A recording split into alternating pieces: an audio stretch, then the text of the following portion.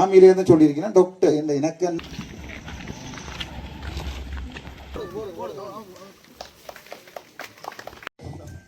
அதில் இப்போ போடாமல் கிடக்கிறது 200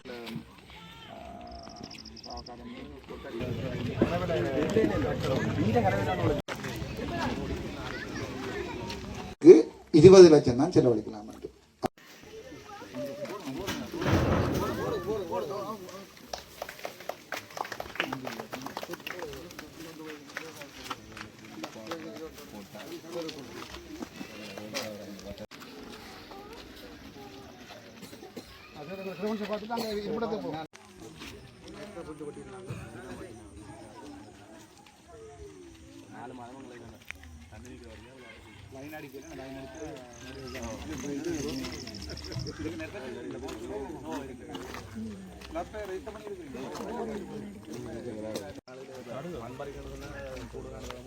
ஒளிபோல் கோட்டுக்கு மண் பறிக்கிறதுன்னு காசு முடியும். என்னடா சில இடங்கள்ல இந்த காணுகளவுகள் தூர் பாடுறது அப்படியான நேரத்தில் இப்போ நாங்கள் இப்போ தெல்லிப்படையில் காய் கேட்கல, தெல்லிப்படையில் கிட்ட மண்ணின காசை மட்டும் தாங்க தேவையான இடத்துல கொண்டு மண்ணை போட்டு விட்றோம்.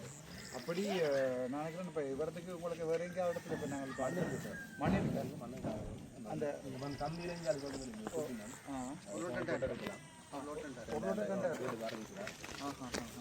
அதுக்காக முதல்ல வாலிபால் கிரௌண்டை மட்டும் ஏற்றுறதுக்கு மட்டும் ஒரு 50 லோட்டம் ஒரு 3 50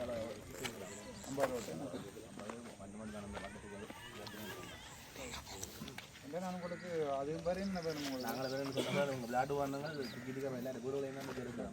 நாங்கள் ஒரு 20 கட்டுற மாதிரி என்னன்னு சொல்றது விளையாட்டு நடத்தைகளே ஸ்டேடியம் ஆகிடுமா சின்ன ரைடு விளையாட்டு செய்ய பார்த்து செய்யக்கூடிய மாதிரி இந்த 3 ஸ்டேடியம் இந்த காணி ஆட்டு இந்த விளையாட்டு கலாச்சாரம் தனியார் ஆணிகள்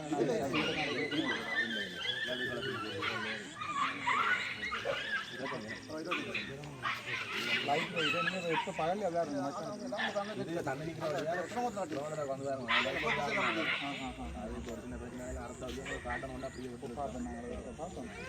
அது சுற்றி கட்டி கிடந்தது எல்லாம் இந்த பெரிய இந்த நீங்கள் பொருளுக்கு பாய்க்கிற நெச்சிருக்கல்லோ அதே பெரிய ஒரு அளவு எப்படி என்ன விலைக்கு வேண்டுறது கிலோ 1500 சாதாரண ஒரு பொலிபோல் கோட்டுக்கு எத்தனை கிலோ வேணும்?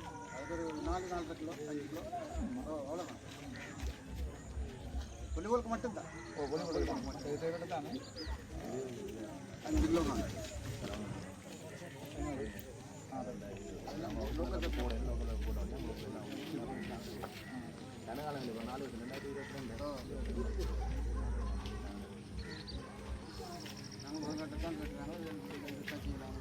கிரவுண்ட் மட்டும் தான் நம்ம அதில் கட்டுறதோட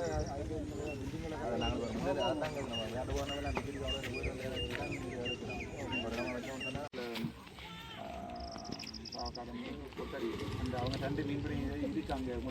நான் வந்து ஒன்று கொடுத்து 20 கொடுக்க அடிக்கிறேன், அதே கொடுத்தாங்க 40 கொடுக்க அடிக்கிறேன். அந்த களத்தில் எல்லாம் வச்சு இந்த மரத்து கூட கொடுக்க வேண்டாம்.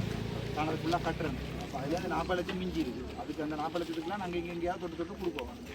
அப்போ அதில் தான் நான் பார்த்தேன் இந்த 20 லட்சம் முழு தருவோம்னு சொல்லிச்சுன்னா நான் கச்சை சேர்த்துக்கிறேன். அதைக்கும் கொஞ்சம் காசு ஒரு 10 லட்சம் கொடுக்குறது போகணும்னு சொல்லியிருக்கேன். இல்லை 20 லட்சம் கொடுக்கணும். 2 லட்சம் உங்களுக்கு கூட தரண்டாலும் நான் சொல்கிறேன். குறைஞ்சது 20 லட்சம் ரூபா தான். சரி சரி தான் நாங்கள் அதே மாதிரி போய் பார்ப்போம். போவாங்க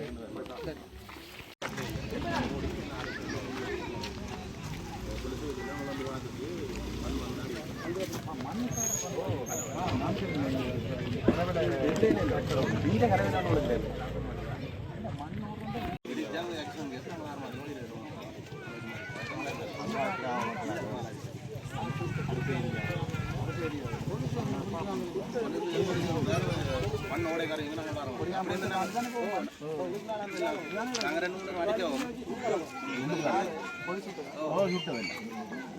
அறிவிச்சாலும்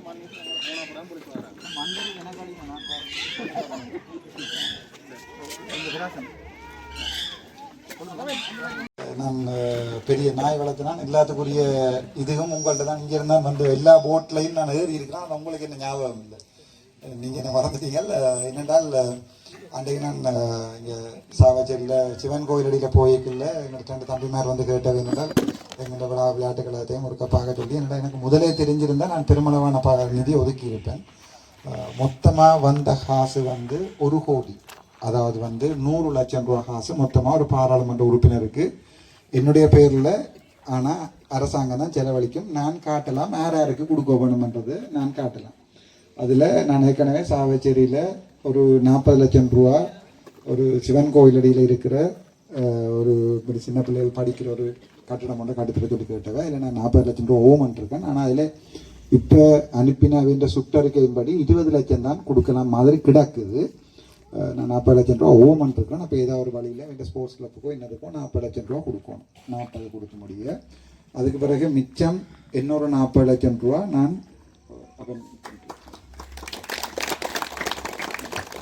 பொன்னாட போத்துறதுக்கெல்லாம் நான் அவ்வளோ பெருசாக ஒன்றும் செய்யலை. உங்களுக்கு எனக்கு சரியான கவலை.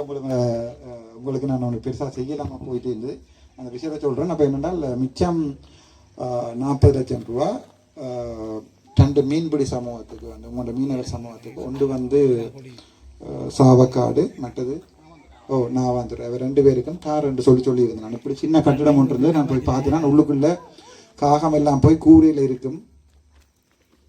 காக்கதை விட்டு நான் வந்துடுறேன். காக்கதை விட அப்போ அந்த உள் கூரையிலெல்லாம் காகம் இருக்கும். அப்போ மீன் வச்சிருக்கிற இடங்கள்ல எல்லாம் விழுந்து எச்சங்கள் விழும். அப்போ அதை பார்த்துட்டு இப்போ மற்றதை மீன் துப்புரவாக்குற இடத்துல எல்லாம் நிலத்தில் தான் வெட்டி போடுறவ. இப்போ நான் அவைக்கு சொல்லியிருந்தேன். நான் ஏற்கனவே நான் தாரேன்னு சொல்லி 20 லட்சம் ரூபா தாரேன்ட்டு. ஆனால் அந்த 40 லட்சம் இப்போ மிச்சமாக இருக்கேன்னு சொன்னால் அந்த 40 லட்சம் ரூபாய்க்கும் செய்ய வேண்டாம் என்று பிரதேச சபையில் அமைச்சர் சொல்லியிருக்கிறார். தான் அந்த 40 லட்சத்தில் தாங்கள் கூட காசு போட்டு அதை வடிவாக பெருசாக கட்ட போகிறோம். இப்போ இப்போதைக்கு 40 லட்சம் ரூபா சாவச்சேரியில் மட்டும்தான் ஓமன்ட்டு சொன்னால் பெர்மனண்டாக சொன்னது. மிச்ச காசு இருக்குது. எனக்கு 60 லட்சம் ரூபா காசு இருக்குது. அதில் இப்போ நான் இதில் கொடிய தட்டான்குளத்தில் இருக்கிற ஒரு ஸ்போர்ட்ஸ் கிளப்புக்கு நான் 10 அல்லது 15 20 லட்சம் ஓமன்னு சொல்லி சொன்னேன். இப்போ உங்களுக்கும் நான் இதில் குறைஞ்சது 20 லட்சம், கூடினது 30 லட்சம் ரூபா காசு நான் உங்களுக்கு இது தரேன். சரி, குறைஞ்சது 20. ஏனென்றால் அரசாங்கம் வந்து இந்த இதில் போட்டிருக்கு, விதிமுறையில் போட்டிருக்குது. ஏதாவது ஒரு வருமானத்துக்கு 20 லட்சம் தான் செலவழிக்கலாம். அதான் நான் சொன்னேன் உங்களுக்கு ஆக குறைஞ்சது 20. ஆனால் வேறு ஏதாவது வழியில் இப்போ உங்கள்ட இப்போ இதில் இது இருக்குது. உங்கள்ட்ட இப்போ நீங்கள் டெய்லி இதில் வச்சு நீங்கள் வியாபாரம் செய்கிற இடம் தானே. ஸோ இதில் ஒரு 10 லட்சத்தை நான் இதுன்ற பேரில் தரலாம். அல்லது ஏதாவது ஒரு வழியில் நான் உங்களுக்கு கூடினது 30 லட்சம். அப்படி அரசாங்கம் தடை செஞ்சுட்டா இல்லை நாங்கள் இப்போ ப்ரொபோசல் போடைக்குள்ள அந்த காசு இல்லை என்று சொல்லிக்க மாட்டேன். நான் திருப்பி 20 லட்சத்தை தாரேன். 30 லட்சம் தர்றதுக்கான மதி என்று சொன்னால் நான் அதை தரேன். ஏன்னா நான் வந்துரைக்கும் சாவக்காட்டுக்கும் கொடுக்குறேன்ற அந்த காசை அரசாங்கம் சொல்லியிருக்கேன். இப்போ என் கதையை நம்பிக்கொண்டு நான் உங்களுக்கு அந்த 30 லட்சம் ரூபா தாரேன். அதை விட நீங்கள் இப்போ இதில் வாலிபால் விளையாடுற நீங்கள்னு சொல்லிக்கிறேன். எனக்கு சரியான சந்தோஷம். இது நான் அதை தான் கேட்டுனா என்னென்றால் இந்த வாலிபால் விளையாடுற இடத்த இந்த இடத்துல இருந்து அதில் கிரவுண்டுக்கு ஃபுட்பால் கிரவுண்டு நான் வந்து லெஃப்ட் லெக்டாலையும் ரைட் லெக் நான் லெஃப்ட் எக்ஸ்ட்ரீம் விளையாடினேன். அது நான் ஸ்கூல் டீம்லையும் அண்டர் 16 கேப்டன் பண்ணினேன் ஃபுட்பால். நான் வந்து லெஃப்ட் எக்ஸ்ட்ரீம் எனக்கு தமிழ் சொல்ல தெரியாது. இடப்பக்கம் முனுகு ஃபோன் லெஃப்ட் எக்ஸ்ட்ரீம் ஆடினேன் நான். எனக்கு ஸ்போர்ட்ஸ் என்றால் சரியான விருப்பம். மற்றது அதுக்கு அந்த கிரவுண்டுக்கு கட்டி தரதால் குழந்தை பிள்ளைகள்லேருந்து பெரிய வயசு போனாக்க வந்து எல்லோரும் அதை பாவிக்கலாம். அப்போ நான் அதுக்கு உங்களுக்கு 20 லட்சம் குறைஞ்சது அல்லது 30 லட்சம் ரூபா நான் தாரேன்டா நான் இன்றைக்கே போய் எழுதி நான் பெரிய சேரத்துக்கு அனுப்பிடுவேன். அந்த இதை இன்றைக்கு நாளைக்கு அனுப்பிடுவேன். ஸோ அதில் உங்களுக்கு தாரேன். அதை விட நீங்கள் ஏதாவது சின்ன சின்ன விஷயங்கள் என்னோட கேட்டீங்கன்னு சொன்னால் அரசாங்கத்திட்ட காசில் இல்லை. வெளிநாடுகளில் இருந்து என்னோட கிணவே தொடர்பு கேட்குறவ ஏதாவது ஆக்களுக்கு உதவி செய்ய போறீங்களா, உதவி செய்கிறேன்னு சொன்னால் நாங்கள் உங்கள்கிட்ட காசு தர மாட்டேன். நான் 2 வரைக்கும் அப்படி ஒருத்தர் இல்லாத ஆக்களை படம் எடுத்து காட்டி அவையிட்டு காசு கொடுக்க போகிற மாட்டேன். 2 வரைக்கும் நான் என்னோட 998 வீடியோ இருக்குது என்னுடைய யூடியூப்பில். ஒரு வீடியோவிலையும் நான் அப்படி செய்யலை. ஆனால் அதால் நான் அப்படி காசு சேர்த்து உங்களுக்கு தாரின விலையும் இல்லை. ஆனால் பேர் என்னோட தொடர்பில் இருக்கிற வெளிநாட்டில் இந்த கச்சா ஏரியாவில் இருந்து கூட பேர் இருக்கு நம்ம வெளிநாட்டில். டாக்டர் உங்கள்கிட்ட தரம் உங்களுக்கு செய்தால் எங்களுக்கு நம்பிக்கை உண்டு. நான் அப்படியான வார நேரத்தில் நீங்கள் ஏதாவது தேவை என்றால் என்ன தேவை எத்தனை ரூபா காசு என்று சொல்லி எனக்கு சொன்னால் அந்த நபரோட நான் உங்களோட உங்களோட பொருளாளரோ செயலாளரோ உங்களோட கடத்தொழில் சங்கம் இருக்குன்னு தானே அவையில் இருக்கிறத நேராக கனெக்ட் பண்ணி விடுவேன். நான் காசை வட்டி எந்த பேங்கில் போட்டுக்கொண்டு நான் போய் உங்களுக்கு அதில் கொஞ்சம் நெல்லி தர மாட்டேன். உதவி செய்கிற ஆளை பிடிச்சு தருவேன் நான் உங்களுக்கு. விளங்குதா உங்களுக்கு? நான் நேராக என்னோட காசை வேண்டாமல் உங்களுக்கு தேவை என்று சொன்னால் நீங்கள் அதை வடிவாக எழுதி தாங்க எனக்கு என்னென்ன தேவை என்று சொல்லி. இப்போ இதில் முன்பள்ளி இருக்கு எனக்கு தெரியல. முன்பள்ளி இருக்கு அந்த ஏரியாவில் எவ்வளோ நடக்கு இங்கே இதில் இதுக்கு பின்னாலே டோட்டல் உள்ளுக்குள்ளே போகணுமா அந்த கேம்படியில் இதுக்குள்ள ரைட். அது எத்தனை பேர் பிள்ளைகள் படிக்கணும் மும்பையில்? 24 பேர் இருக்கணுமாம்மா. நாங்கள் வெள்ளினம் வந்துட்டு அதை போய் பார்த்துருக்கலாம். நான் 4 நாளைக்கு திருப்பி வரேன் மும்பையில். இப்போ நீங்கள் டீச்சர் மாதிரி பார்க்கலாம் நினைப்பீங்க. ஓ, எனக்கு ஒருக்கா அது உங்களுக்கு என்னென்ன தேவைன்றது, எத்தனை பிள்ளைகள் படிக்கணும் வெளியே கொண்டு வந்து நீங்கள் எல்லாம் அது ஒருக்கா சொல்லுங்க. நீங்கள் எனக்கு ஒருக்கா சொல்லுங்க, எனக்கு வெளியே கொண்டு வந்து தாங்க. நான் அதில் பார்த்து போட்டு இப்போ அரசாங்க காசில் மிஞ்சாது நான் வேறு ஏதாவது யார்கிட்டையாவது உதவியை வேண்டி நான் உங்களுக்கு அந்த முன்பளிக்கு செய்து ஆரம்பினேன். அது வடிவா எல்லாம் பெயிண்ட் அடிச்சு நீட்டாக இருக்குதா? யார் உங்களுக்கு அந்த காசு வந்தது? விஜயலா மகேஸ்வரன் சொல்லுங்க, பிரச்சனை இல்லை. அது சொல்லு, பேரை சொல்ல தானேம்மா வேணும். விஜயலா மகேஸ்வரன் உங்களுக்கு தந்த விலாசம் அந்த வந்த நேரம் 20 லட்சம். அதை சொல்லணும். நாங்கள் போய் நாளைக்கு நான் போன அப்புறம் வேறொரு எம்பி இதில் வந்துருந்தேன்டா மெல்லமாக சொல்லக்கூடாது. அர்ச்சுனா இருந்தேன் உரத்து சொல்லணும். அர்ச்சுனா அதுக்கு 20 லட்சம் தந்தவரன். விஜயலா மகேஸ்வரன் தந்தது சந்தோஷம் தானே. அதில் ஒரு பிள்ளையும் இல்லை. அதில் சொல்கிற நான் மற்ற அரசியல்வாதிகள் மாதிரி அவைக்கு போகும் எனக்கு ஓட் போகும்னு யோசிக்கிறோம். இல்லை, எனக்கு அரசியல் தொழிலும் இல்லை. நான் உங்கள் சாவச்சேரி ஹாஸ்பிட்டலில் கையை பிடிச்சி மருந்து கொடுத்து தான். எனக்கு அரசியல் தொழிலும் இல்லை. நீங்கள் சந்தோஷம் எனக்கு. நான் அந்த இதை வந்தவருக்கா பார்க்குறேன். நான் பார்த்து போட்டு அதை செய்ய வேறு ஏதாவது சின்ன சின்ன வேலைகள் செய்யறது, பெயிண்டிங் வேலை, டச்சப் வேலை அது இருந்துச்சுன்னா சொல்லுங்க. நாங்கள் வேறு ஆகள்கிட்ட காசு பண்ணி தரணும் உங்களுக்கு. எத்தனை டீச்சர் நான் படிப்பிக்கிறேன்? 2 பேர் படிப்பிக்கிறேன். ரைட். நான் அது 2 பேருக்கும் ஏதாவது செய்யக்கூடியதாக இருந்தால் நான் அது செய்து தரேன் நான் உங்களுக்கு. அதை விட வேறு என்ன உங்களுக்கு இந்த ஏரியாவில் இருக்கிறாங்களுக்கு வேறு என்ன தேவை இருக்குது? வேறு ஏதாவது இருந்தால் ராசா எனக்கு நீங்கள் சொல்லுங்க. இப்போ நான் எந்த பேங்க்கில் காசு இல்லைடா. பேங்க்லேயே 15,000 ரூபாய் 20,000 கிடக்கு.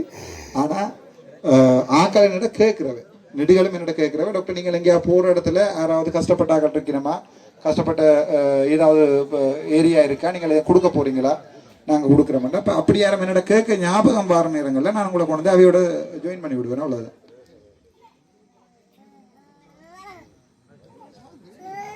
எனக்கு அப்படியே இருந்து சொன்னது உங்கள்கிட்ட இந்த பிரதேசத்துல என் பிரச்சனை இருக்குதுன்னு சொன்னால் எனக்கு நீங்கள் ரோட்டெல்லாம் அப்படியே போட்டுக்கணும். மஞ்சள் எல்லாம் பகலில் ஒரு நாள் வந்து பார்த்துருக்கோம். நான் இன்றைக்கு போய் பார்த்தேன். நான் அதுதானே போன முறை டிசிசி மீட்டிங்கில் ஹைக்கில் தான் போடுறேன்னு சொன்னது. என்ன போடல அது போன முறை டிசிசி மீட்டிங்கில் ஹாச்சு நீங்கள் இல்லை. நீங்கள் எனக்கு ஞாபகம் இருக்காது. அதை நாங்கள் பார்ப்போம். அதை விட வேறு ஏதும் தேவை இருக்குன்னு சொன்னாங்க. உங்களோட சம்மேளனத்துக்கு ஏதாவது தேவையாக இருக்குது, மற்றது உங்களுக்கு இதில் மண்ணல் ராக்களுக்களால் எதுவும் பிரச்சனை இருக்குது அப்படி இப்படின்னு சொன்னால் நான் வரேன். ஒரு நாளைக்கு நான் வரேன். மண்ணல்ற நேரத்தில் எனக்கு முதலே சொல்லி வைங்கோ, நான் வரேன். இன்றைக்கும் என்ன சொல்கிறேன், நாங்கள் போய் போலீஸோட நெடுக இதை கேட்கல. அது போலீஸை விட வேறு வேறு இடங்கள்ல எனக்கு தொடர்பு இருக்குது. என்ன அந்த தொடர்புகளை ஏற்படுத்தி வச்சிருந்தா தான் இது எங்களை பிடிக்கலாம். தனியாக போலீஸை தவிர்த்து இதை கட்டுப்படுத்தக்கூடிய ஆக்கள் என்னோட கதைச்சிருக்கணும். யாழ்ப்பாணத்தில் எங்கே மண் அல்றாலும் தாங்கள் வந்து வெடி வைக்கிறான்னு சொல்லியிருக்காங்க. சரி, வேறு வழி இல்லை எங்களுக்கு. சேரம் சொல்லிங்கன்னா நானும் அங்கட அப்பாவும் இயக்கத்துல தான் செத்து. ஆனால் இந்த மண்கொள்ளக்காரர் நிப்பாடுறதுக்கு ஆமிக்காரரை பார்க்கறத தவிர வேறு வழி இல்லை எங்களுக்கு.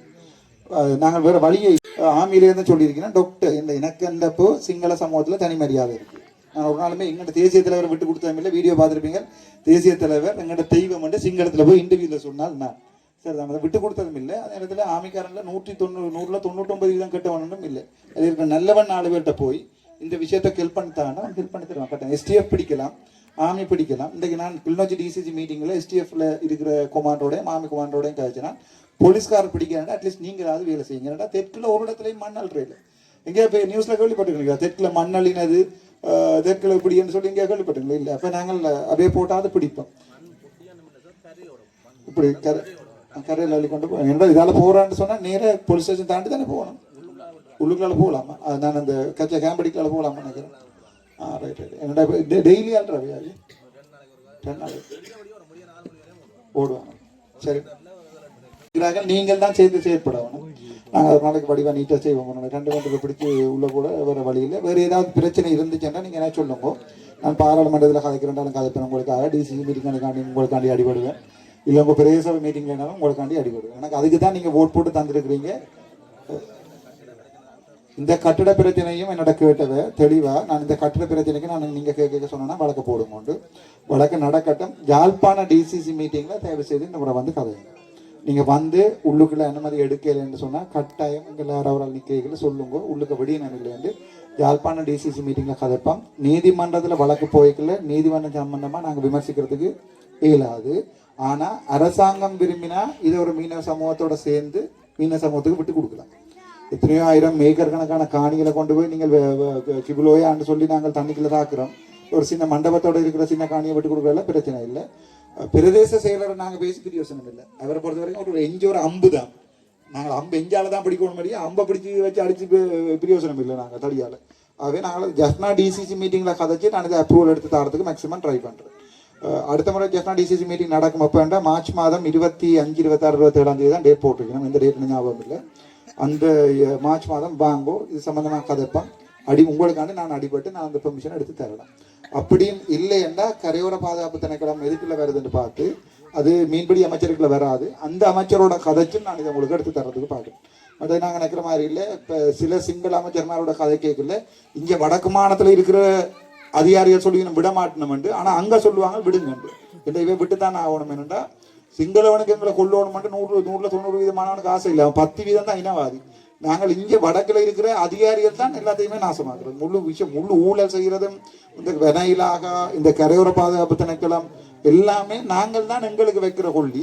ஆகவே நான் அதை இங்கே டிசிசி மீட்டிங்கில் கதை காட்டி பாராளுமன்றத்தில் காய்ச்சி தரேன். எனக்கு நீங்கள் ஞாபகப்படுத்தணும். இல்லை காய்ச்சிட்டு மறந்துட்டு போயிடுவேன். இருக்கிற சோழிகளில் நான் கதைச்சதே மறந்துடுவேன். நீங்கள் எனக்கு தயவு செய்து ஒரு கடிதம் மூலமாக அடித்தாங்கோ, எனக்கு கோல் பண்ணி ஞாபகப்படுத்துங்கோ.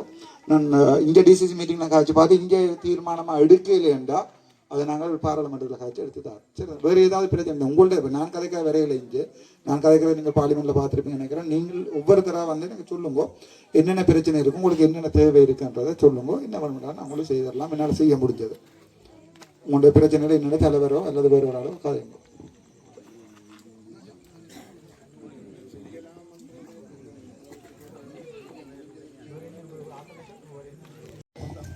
அதில் இப்போ போடாமல் கிடக்கிறது 270 மீட்டர் தான் போடாமல் கிடக்கு.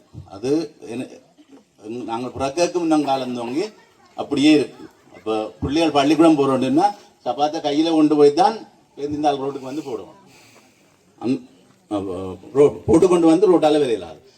இந்த தென்மராட்சி மண்ணிலே நாங்கள் இந்த தமிழில் மண்ணுக்காக பாடுபட்டாக்கெல்லாம் கூட இங்கே வந்து கூடுதலாக 30 வருஷத்துக்கு மேலே பாடுபட்ட கந்தம்மான் என்று சொல்லி உங்களுக்கு தெரியும். ஒரு ஆள் என்ற கூட பிறந்தான்னு. அதால நாங்கள் வாக்களிக்கிறது கூடுதலாக எல்லாரும் என்னென்னா தமிழ் கட்சிக்கு. அதால தான் இந்த அரசாங்கம் எங்களுக்கு இந்த ரோட்டை போட்டு தெரிதல் ஏரியில் நாங்கள் எழுதி கொடுக்காத இடமும் இல்லை, கதைக்காத இடமும் இல்லை. இந்த 260 மீட்டரை எங்களுக்கு போட்டு தெரியணும் இல்லை. இந்த முறையும் நாங்கள் உங்களுக்காகத்தான் இங்கே தெரிவு செய்தெல்லாம் இருந்தது, எங்களுக்கு அதுவும் கிடைக்கவில்லை. அப்போ அதால இந்த ரோட்டுக்கு நீங்கள் எங்கேயாவது கதைச்சு இந்த ரோட்டை எங்களுக்கு ஒரு போட்டு தருவோம் தான் கேட்டுக்கொண்டு நன்றி. வணக்கம்.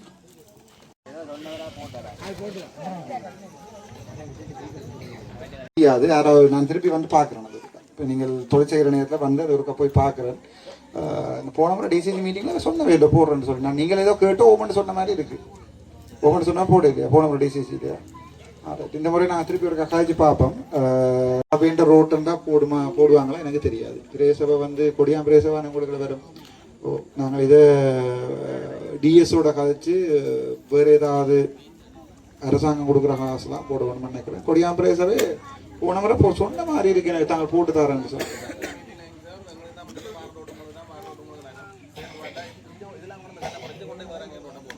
இது என்னென்றால் எங்கண்ட இருக்கிற தமிழாக்களுக்குள்ள பிரச்சனைண்டா இது விஜயலாமேஸ்வரன் ஏரியா, இது வீட்டுண்ட ஏரியா, அது ஊசியின் ஏரியா. ஊசி போகாத இடமே இல்லை. அதால் ஊசி எல்லா இடமும் போகும். நான் ஒரு நாளைக்கு அரசாங்கமாக வாரத்துல நான் இதே மாதிரியே வந்து கட்டாயம் உங்கள்கிட்ட கேட்டு போடுவேன். இப்போ நாங்கள் இருக்கிற அரசாங்கத்தை போட்டு திணிக்க வேண்டி கிடக்குது. அதை போட்டு தாங்க, இதை போட்டு தாங்க. அடுத்த டிசிசியில் இருக்க ஞாபகப்படுத்துங்க. நான் நினைக்கிறேன் உங்களை அரசியலாக பழி வாங்கிடும். உங்களுக்கு விளங்கிடு ஒரு காலத்தில் விஜயலாமேஸ்வரன் வந்து இந்த இதை போட்டு தந்தவ தான் உங்களுக்கு இந்த மதுரையில் கட்டி தந்த இதில் அது சரவணன் கட்டி தந்தது. இப்போ இது அரசியல் எரிச்சல் பொறாமை தான். அவருக்கு விருப்பமானாக்கள் இவருக்கு விருப்பமானாக்கள் சில நேரத்தில் நான் வந்து உங்களுக்கு இருக்கிறதால செய்ய வேண்டியதும் செய்யாம விடுவாங்க. நாங்களும் அரசாங்கத்துக்கு வருவோம். நாங்கள் வர நேரம் அதை பார்த்துக்கொள்வோம். நான் அதை போட்டு தரேன் உங்களுக்கு கட்டாயம். நீங்கள் இன்றைக்கு நாளைக்கு இல்லாட்டி நான் வர காலத்தில் அதை போட்டு தரேன். நான் இந்த ஒரு டிசிசி மீட்டிங்கில் கதைப்பேன். நெடுக எதிர்கட்சியில் இருக்க மாட்டேன் தானே. 3 மாதத்தில் பாராளுமன்றம் போனாக்கள் நெடுக எதிர்கட்சியில் இருக்க மாட்டேன் தானே. நாங்களும் அரசாங்கத்து வருவோம். அந்த நேரத்தில் நான் இதை போட்டு தரேன். நான் இந்த புறம் நான் உங்களுக்கு 20 லட்சம் அல்லது 30 லட்சம் ரூபா. நான் மொத்தம் 100ல் 30 தாரேன். நான் 30